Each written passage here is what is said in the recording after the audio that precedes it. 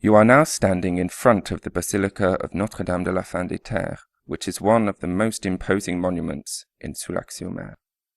The construction of this building dates from the 11th century, but it was fully completed early in the 12th century. Legend has it that Saint Veronica, who supported the Mother of Jesus when walking to Calvary, came to Soulac after the death of the Virgin Mary with her husband Zacchaeus. They could have founded the first chapel dedicated to the memory of the Virgin. Also, be aware that this basilica was sanded up twice. The first time was in the 14th century, and the second in 1659. In the 14th century, the June began to invade the church. Then the ground was raised by 3 meters, and the south gate was blocked up. And in 1659, the sand invaded again, and it was gradually buried. Then it was abandoned in 1744.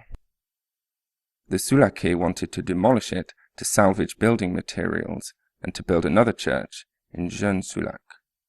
However, the Bordeaux Chamber of Commerce opposed this project because its bell tower emerged and served as a beacon to boats sailing on the Gironde estuary. Around 1850, the decision was taken to clear the church and to give it back to worship services, thanks to Cardinal Donny. Now you can enter the basilica and discover its rich heritage. Go down the few steps near the door and look around you. You've just gone down 10 steps, which correspond to the heightening of the floor by 3 meters 60 in the 14th century.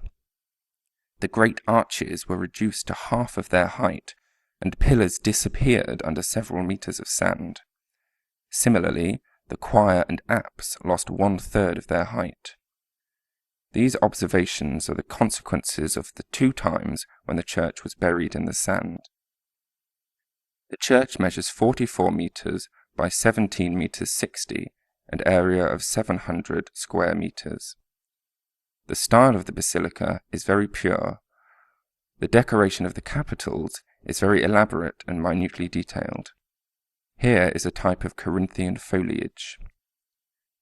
Now advance to the choir and look to the right towards the south apse. The apse is dedicated to the Virgin Mary. You will see a famous statue of the Virgin and Jesus in polychrome wood. Mary is seated, holding Jesus on her knees and holding a fleur-de-lis, symbol of purity and virginity, and there is also a billowing sailboat. Jesus is carrying a globe in his right hand, as if he has an eye on the world and blesses it. Now approach the choir. The choir is composed of 6 historical capitals, a biblical narrative of events, the sacrifice of Isaac, St. Peter, and Daniel. Unfortunately, these capitals have not survived well from times of tragedy, so it is difficult to observe the details of each capital. In the 20th century, the basilica went through another tragedy, as it was flooded by groundwater, and this water reached the ceiling of the 3 naves, which is why the ceiling and some walls are blackened today. Just on the left of the choir, you can see another statue.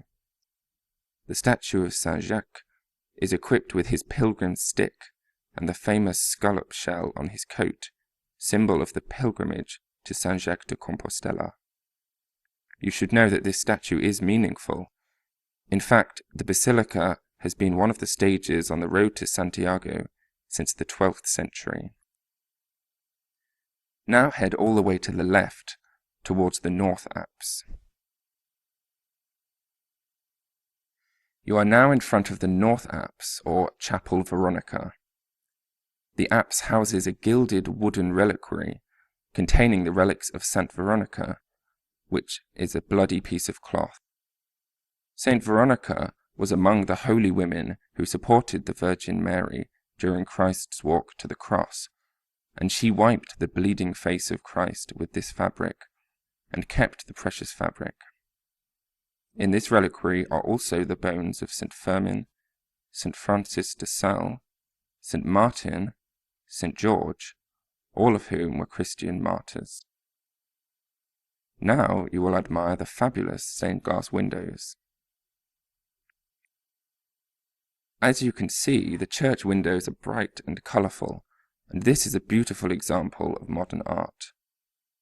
The originals were destroyed during the liberation of Soulac during World War II.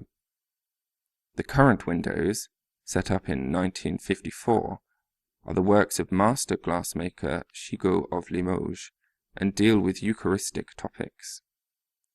The windows of the nave are composed of geometric patterns, bluish-grey colour and orange-red turning purple.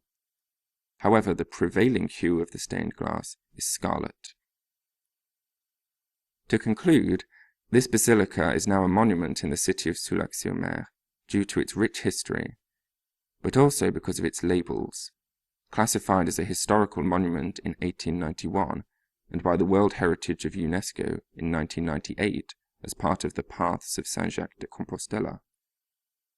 It also hosts concerts, gospel, choral, classical or organ during the summer months, as well as sound and light shows.